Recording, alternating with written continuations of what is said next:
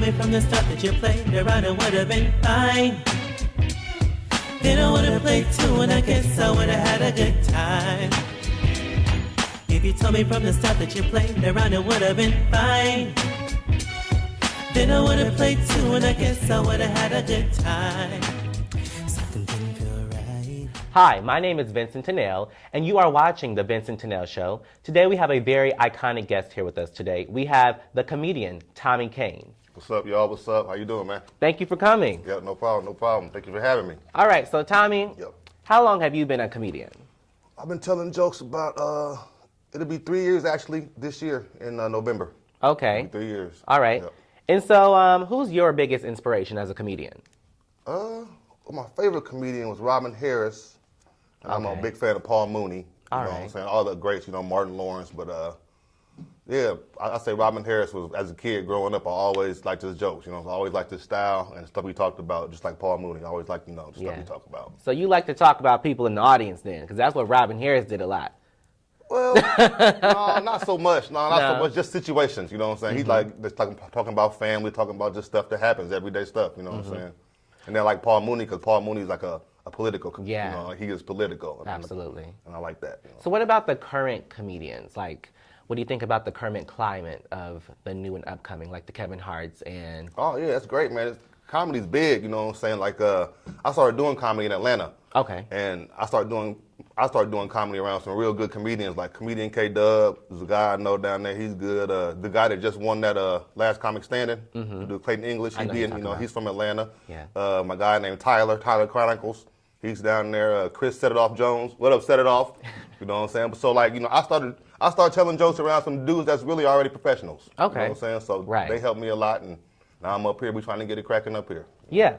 Let's talk about that. Yeah. Making You Laugh Mondays Yes, at Bar yes. None. That's my show. I put on it's pretty much a show up and go up show, open mic. It's getting to the point now where you're gonna have to start signing up because it's jumping. Okay. It's doing all right. Yeah. So there is a door cost, $3 to get in Yeah, there. it's $3, yeah. Okay. Times are from 8 to 10. Yeah. Well, doors open at 8. We try to get the show started about 8:30, but we don't want to start telling jokes to 6 people, so people they Right. trickle in. So we kind of wait till it's about at least 25 people to start. Okay, so we're gonna have to DVR Love and Hip Hop because we can't watch both at the same time.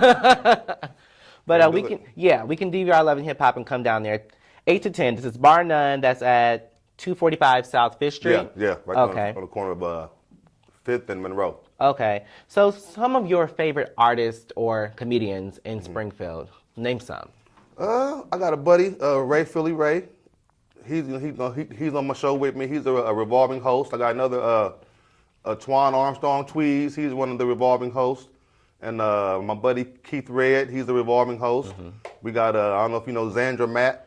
Yes, I used to work with her. Oh yeah, she be coming in. She's good. I wish she would come more, but she be coming in, getting it in. Shout out to you. Shout out to Zan. Shout out to all those comedians. Because females, it's hard to come by. Right. So, But it's coming up because we've been dealing with a lot of comedians from Bloomington, also in Peoria.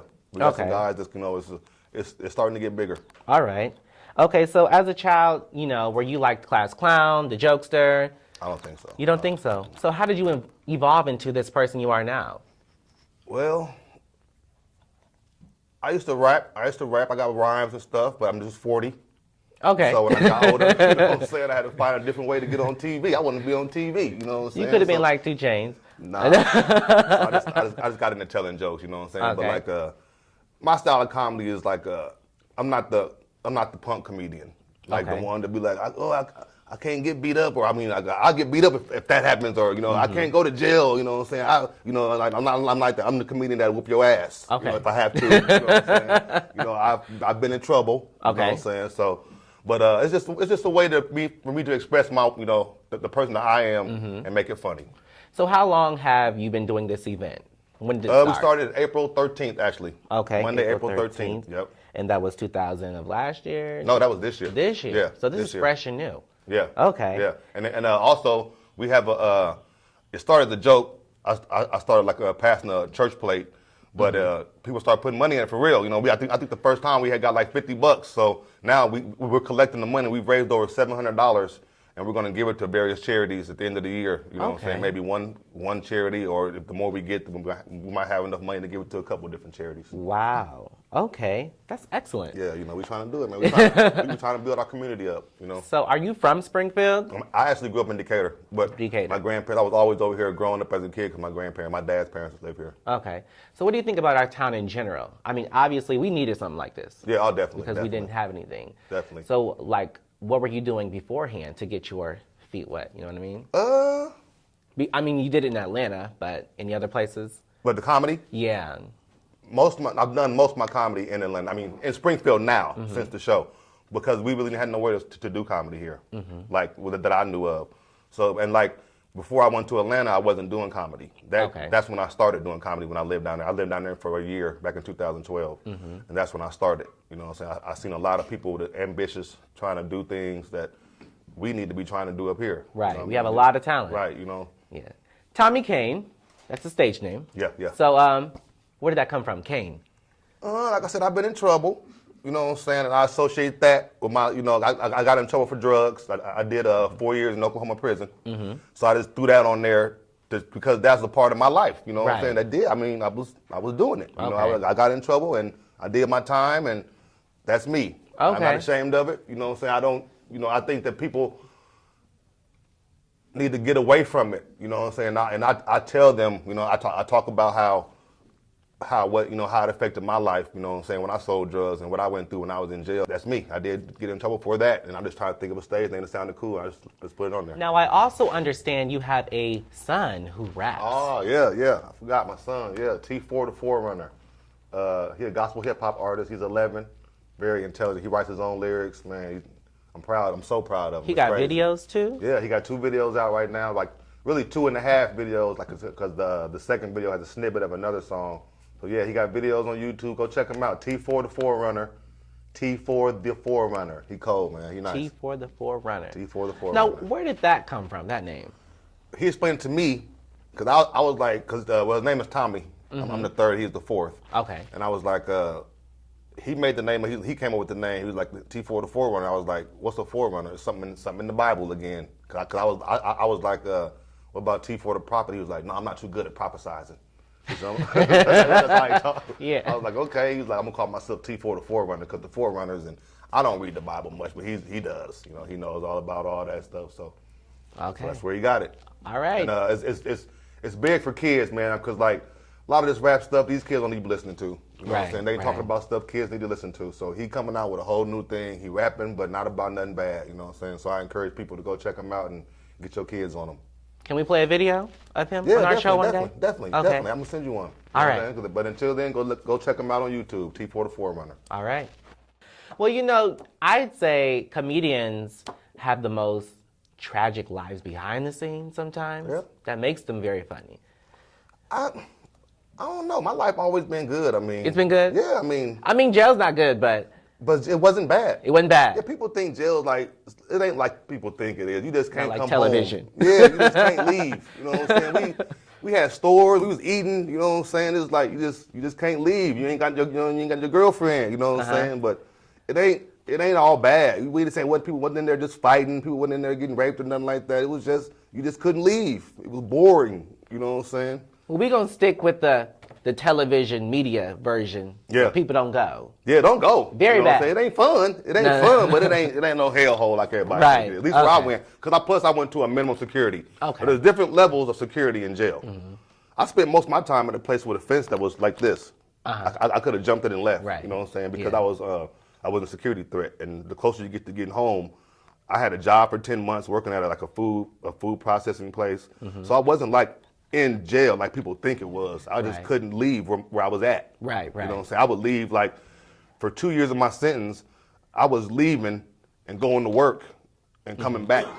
Okay. You know what I'm saying? So it wasn't like, I just couldn't come home. You know what I mean? You know what? While we're on this subject, this is a good segue because, right now we're dealing with, the prison. Right. Comparing it to slavery. Yeah. So, I'm kind of confused because, on one hand, people say it's not that bad, but then other people are like, they're basically getting free labor as if it's slavery. Yeah, I mean. Yeah. I mean, it just depends. I mean, was it? I mean, I'm sure it was good to get out of that environment for a while, just to do something. Like what I was doing, I wasn't working hard. Right. Like, I had me a job at I worked at an Indian. Like I was in Oklahoma, so they had the Indian reservations down there. I worked at an Indian housing authority place. So I went there. I was around women. I was cleaning their offices and stuff. I had me a little friend. You know what I'm saying? So it was. I would rather been there than being at that damn place all day. You know what I'm saying? Yeah. Hope but yeah, it was. So there's pros and cons too. Right. It was. I mean, yeah. I couldn't come home. It sucked. Okay. But I kept myself occupied. You know what I'm saying? Played a lot of chess, played basketball. I was in the best shape of my life when I was there because I had nothing else to do. Right. Right. So what's some of your advice to some of the black men coming up today, some of the young black men? Because we have a lot of crime in the city lately. I'm sure you've noticed. And my thing is, and I got caught up in this when I was young. Young black males, to me, is the only people on earth who feel like they need to have a bunch of money at a young age to be great. That's deep. You know what I mean, though? Yeah. Expound. Like, you're 16, 17, you want to have Bentleys and stuff. That's not normal. Going to 0 to 100. Right, you know what I'm saying? Like, that kind of stuff you got to work for, and that's why people get to selling drugs and stuff, like, I mean. They want it to seeing stuff, and you want stuff that, you ain't supposed to have yet, you know what I'm saying? So it messes our head up, the rap stuff, the TV stuff. I ain't gonna lie, it got me when I was young, but people got to know, you got to know how to separate that from the music, from your life, you know what I'm saying? And entertainment is a way that you can have that stuff young, though. Right. So people need to start getting into different entertainment avenues to get that kind of stuff if they want it young, instead of getting into illegal stuff. And behind the scenes, too, because you're a comedian, definitely. but then you're also, in charge of the event. Yeah, so, it's a lot of stuff going on out here that people, and with the internet nowadays, with Facebook and with Instagram, you can be anywhere from where you at. Be anywhere and anything. Yeah, you can be anywhere from your bedroom. Yeah. And like the cameras, you can make movies now. Yeah, way easier than like 10, 15 years ago. People couldn't make no music video like now. Right. It costs a lot of money to make a music video. Yeah. Now you can make videos on the camera phone. If you really wanted to. Yeah. So entrepreneurship. Right. Yeah. Get into entrepreneurship. That's what I think we need to get into more, and just stop legal stuff could land you in jail. All right. So if it happens, you can't be mad. That's why when I went to jail, I wasn't mad because I knew what I was doing. I could go to jail for. Accountability. Right. Yeah. So before we go, I know this is not like a big audience, or we don't have, we have a couple of people behind the scenes. That's what's up. We want to hear a joke or two. Well, here's the joke I tell people when they ask me that. What's Bruce Lee's favorite drink? I don't know. A Wata. Give me something else. No. We gotta come to the show. Monday night, 8:30. You know what I'm saying? That's how we do that. That's how we do that. We're gonna end it like that. Going to the show, you want to hear some jokes, All right, so Tommie Caine, Mondays. Monday night, bar 8 o'clock. 8 o'clock, making you laugh Monday. $3. Doors open at 8, $3. Come with more so you can buy your drinks. Straight up, it's a nice little spot. It's a nice thing for date night. You know what I'm saying? You got a new couple, y'all new couple, get out there, come see us. You know what I'm saying? We just going in. We got the donations, we building that up. Shout out to my boy Philly Ray, Keith Red, Tweez. You know what I'm saying? Just get out there. It's a good time. It's definitely a good time.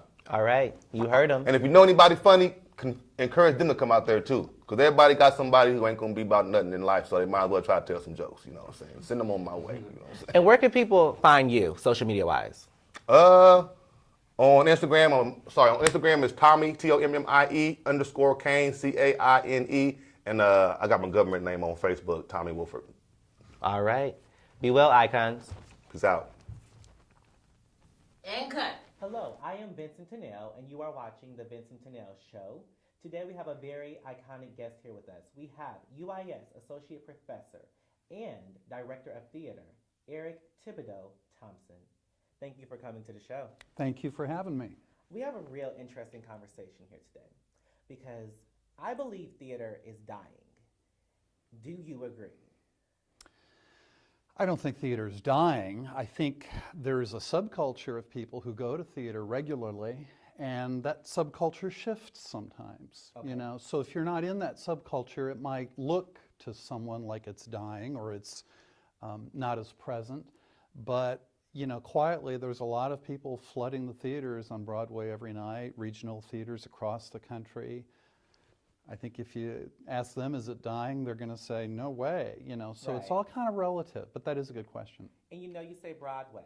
We mentioned a trend going on about popular singers holding positions or playing characters on Broadway to sell tickets. Like we have Brandy, Keke Palmer, Jennifer Hudson.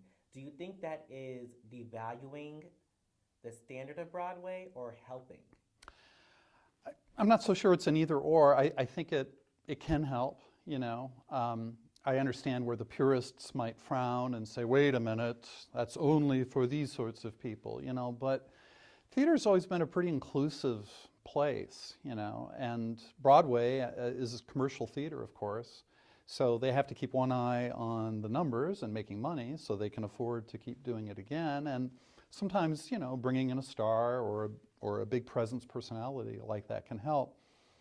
It is a business after all. Right. And not just on Broadway, but you know, throughout the country at regional repertory theaters.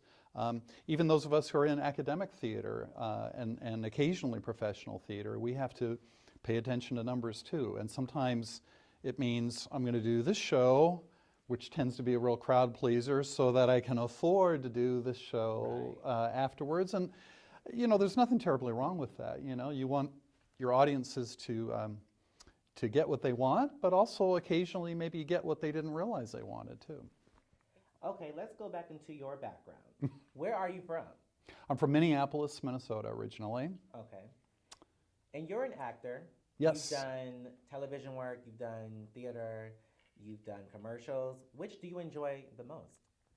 Well, to keep it real, I've done mostly theater. I've done a little bit of commercials, a little bit of film work, and a little bit of radio work. And it's all quite fun. But really, what I most enjoy is working on stage. Okay. So how do you typically decide a play to bring to the public as far as UIS goes? That's a great question. Well, I think we do what a lot of theaters do, which is there's a lot of variables to think about. And one, of course, for us is what do our students want to do? We have to pay close attention to that. What can our students do well? In other words, what's our current talent pool looking like? You know, we can, at any point in time, probably do some things more meaningfully than other things. Right. We also want to pay attention to our audiences, right? And we try to solicit feedback from them. What do they want to see? We want to pay attention to that. And then there's another interesting question, which is what do they need to see? And that's not exactly the same thing. It's also important. And then also there are things like, okay, we take turns directing in the theater program, and Missy Thibodeaux-Thompson will also direct from time to time. And like her, I've got a personal rotation of things. What haven't I directed in a while? What am I yearning to direct? That goes into the equation a little bit. Right. But also, more importantly, what's going on in the world right now? And what is relevant? What seems to be getting under people's skin? And can we take a lighthearted look at it? Maybe there's a great comedy, you know, to kind of decompress us for a little bit, which we all need from time to time. Or maybe there's a more serious way of looking at it. So those are a number of things. What does the budget allow us to do at any point in time? We stir all that together, and with our colleague Dathan Powell, who's our scenic designer and technical director, Missy, Dathan, and I, we tried to decide, okay, what seems to make the most sense to do next? So it isn't just, you know, I want to do this. It's Well, so that's many in there. different Yeah, we don't components. ignore that. Yeah. You know, we'll ask each other, so, you know, Dathan, what are you burning to do? And Missy, what are you really itching to do? And Eric, what do you want to do? But it can't be the centerpiece of the decision-making process. You know, we don't ignore it, but I think a little more important than that are what do our students want to do? You know, what would be a great learning opportunity for them and for us and for our audiences? And again, what's going on in the world? We always try to pay attention to that, you know, because there are classics which sometimes better speak to what's going on in the world right now. And there are also new plays that speak very directly to that. Okay. So in the past, you've done works like Spinning into Butter and Claiborne Park. Mm-hmm. You didn't decide to do a play like that this year. And I say that because those plays tackle the race issue. Mm-hmm. So they're very controversial alone. Mm-hmm. And this has been like a whirlwind as far as race issues go this year. Mm-hmm. So do you feel like we've become so desensitized to race that wouldn't play out well this year as far as picking that as a play? I'm not sure, I mean, there are those challenges, absolutely, and we'll do more plays that are involving race, absolutely. It's a very important subject, and we're not done with it yet. Our world is not done with wrestling with that yet. Right. But meanwhile, there are other underrepresented voices out there, underrepresented issues out there that we also don't want to ignore. And so, what's it like to be gay in America? What's it like to be a woman in America? What's it like to be black in America? What's it like to be this or that? The list goes on. And while certainly race is one of the most important topics, there are also other really important topics that we want to keep in the rotation. Okay. And so, we may not perfectly hit it all the time, but we try to keep one eye on that. Okay. Because I was just thinking maybe they didn't go that route this year because we've been so overwhelmed with just No, race. yeah, no, that's a good question, but that wasn't why. Okay. I think rather what part of what contributed to this year, and we're doing The Importance of Being Earnest, which we just finished by Oscar Wilde. Part of what led to that is it's comedy, and it's a little bit of a stylized comedy, which is a great educational opportunity for our students. It's a massive writer, Oscar Wilde, who we haven't yet done here at UIS. And creatively, Dathan Powell, our scenic designer, had some great contributions as to, how we might look at that play anew a little bit. So those are some of the things. And what can we do new with that great play? That was a little bit conceptually with what we wanted to do. And then for the spring, a new play called Distracted by Lisa Loomer, which Missy Thibodeaux-Thompson will be directing, and that opens in later April 2016. And among other things, that play looks at, the issue of all of us staring into our devices too often. Oh, maybe so- looking into our devices more than looking into each other's Yes, faces. That's And- so appropriate. And it gets in the way of us being present Yeah. with one another. Absolutely. And so it's a very timely play. Mm-hmm. And what led to that choice, to a large extent, was there too, what's going on in the world, I mean, we'll get done with this soon enough. We'll get on with our respective days, and you and I will both do it. Everybody's going to be looking in their devices, and they're wonderful tools, but it's a balancing act, right? Because if we're forever drooling and looking at our screens, what are we missing? Right. And so these are some of the topics in that play. And I think that's what theater brings, period. You have to be engaged in theater. Yeah. It's much different than film. Like, it's very, you will not get it if you're not there. Absolutely. You can record theater on television, but you won't get the same feel. There's no substitute for being there. Yeah. Everybody, when it works, it's wonderful, and everybody can remember that night in the theater when X happened, I can remember nights in the theater that just altered my life's course many years ago, but I can remember them like they were last night. And I know you can too. Yeah. It has that ability. It has a very transformative power.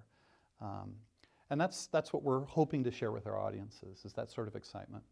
So what is your most proud work of art you've done? It's hard to pick one. As an actor, as a director, As anything. as anything. Yeah.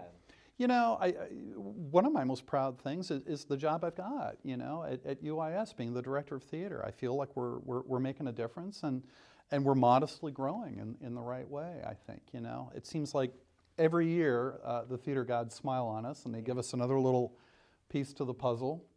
And, I want so much for people who attend our productions to have that experience that I and you and a lot of people have had, and they have had too, many of them in the past, of just, wow, I am not quite the same way as I walk back to my car after that show as I was going into it, Right. And that we have a better awareness of who we are, I think, and how we might be a little different tomorrow.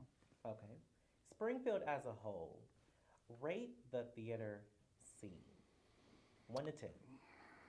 I'm reluctant to assign a number because I think sometimes there can be a connotation that we're not necessarily after, but I appreciate the spirit of that question, so I will respond. I think among the many strengths of the Springfield theater scene is there's a lot of collaboration, there's a lot of reciprocity. When I first got here and I needed a certain kind of chair because of the production we were doing, there were people who came forward and said, here's 3. Okay. Yeah. And so we're trying to make that a two-way street. And there's a lot of mutual acknowledgement, I think, across town, which we really enjoy. And there's a lot of important friendships. Okay. So do you think we as a town support theater? I think we do, but I think there too it's a subculture, Not everybody's going to the theater. Just like not everybody's looking at a particular ball game on Sunday, Some of us are, some of us aren't. So I think it can grow, and it seems to be growing. But I think for a town this size, what's really great is there are a lot of people hungry to create theater, whether it's backstage in a design sort of way or a technical sort of way, or if it's on stage, acting, directing, and I've always been very impressed with that about Springfield. Okay. So you've also spent some time teaching at Spelman, Mm-hmm. Is that correct? That's right. Was that kind of awkward? It was a great opportunity. Yeah. It was a great opportunity. And it was just, they took me on for 1 year, and I was the leading acting faculty member in the department for a year. And, shoe was on the other foot, and it was good for me, because I went into that thinking, hey, I'm really progressive, I don't have too much to learn. And I learned, wait a minute, I still got a lot to learn. Right. You know what I mean? And it was very good. I think the students and the faculty there supported me tremendously, and I gained a lot by it. So how unrealistic is it for someone to tell their parents, I want to be an actor? I would couch it this way. What's more unrealistic is to not try for something that you love. I think that is more the conversation. And I don't mean to ignore your good question, but I think, I think what's really not realistic is suppressing what you really want to do and going after the current bright, shiny object that's out there in the marketplace. If you do that, I think long term, a person's going to be frustrated. Mm-hmm. I think it's better to, listen to your heart, listen to your whole self. What do you most enjoy? What are you good at? And follow that, because down the road, long term, that's also going to make you more money, I think. Yeah, absolutely. So. And, there's a lot of plays I don't particularly like or care for. Do you have one of those plays that you just don't understand, or you're still trying to figure out what is it that they were trying to convey? Because I don't get it. We probably all have a few of those. For me, I love musicals, I really do, but I tend to have kind of a polar reaction to them. I either love them, depending on the particular one you name, or I'm like, on others. And that's, just influenced by maybe I saw a bad production of it somewhere or something like that. As far as the writing, have you ever been somewhere and I don't know what this writer was trying to tell us. I don't know where they were going. Oh, sure. There's a great play, The Rainmaker, okay. which I love. Here's an example. And then there's a musical version of it, 110 in the Shade. And probably it was just the production I saw, because I want to leave brain space for the fact that, hey, there's probably a tremendous production of 110 in the Shade that I will at some point see. At least I hope so. Mm-hmm. But so far, oy vey. Love the play, not so much the musical, But it depends which one you name, because there's so many wonderful musicals that I love. And so too with plays, Some that you find yourself going, wow, how did that ever get done? And then others, oh my gosh, my life wouldn't be this way if it were not for that piece of work. Okay. All right, and you mentioned, Missy Thibodeaux-Thompson. Yes. Okay, so are you related to her? I have no idea who she is. Not at all. I'm sorry. She's my wife, of course. Okay. And she's also my colleague, and truly my best friend. And along with Dathan Powell, our scenic designer and technical director at UIS Theater, the three of us make a great team, I think. I explain it usually on day one of any class I'm teaching to my students. The reason I have this long name is because I used to be Eric Thompson. I met someone who was Missy Thibodeaux. decided to take her name as well as she taking my name, and always a gender-specific reaction. You know, the young women are, oh, you know, impressed, and the men are, oh, you know, they could care less. You know, and maybe there's I think it's brilliant. a little. Because I've seen, men actually take on women's names these days, but I have not seen we're just going to take on each other's name. It works for us. That's all I can say. I you know, think to each everyone their should own. have that. All right, last question of the day. What makes you iconic? Well, we're all iconic, right? We're all In our own way. Absolutely. You know, some theater professor of mine 1,000 years ago said, you know, there has never in the history of time been someone like you. There never will be ever again who is exactly like you.